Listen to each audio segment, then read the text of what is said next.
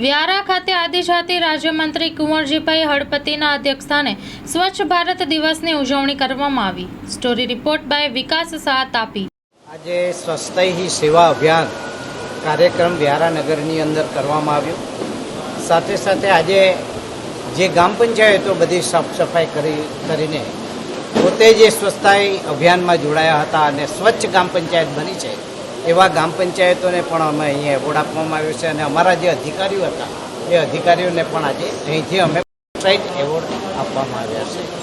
દેશના વડાપ્રધાન નરેન્દ્રભાઈ મોદી સાહેબની એક નેમ છે કે વિકસિત ભારત દેશ બને, એના સંદર્ભમાં અમે દરેક ગ્રામ પંચાયતો સુધી અને દરેક ગામડાઓ સુધી અને ઘર પહોંચીને સાફ સફાઈ કઈ રીતે રહે એનું માર્ગદર્શન આપી, પ્રેરણા આપી અમે સ્વચ્છતા અભિયાનમાં જોડાયા છે।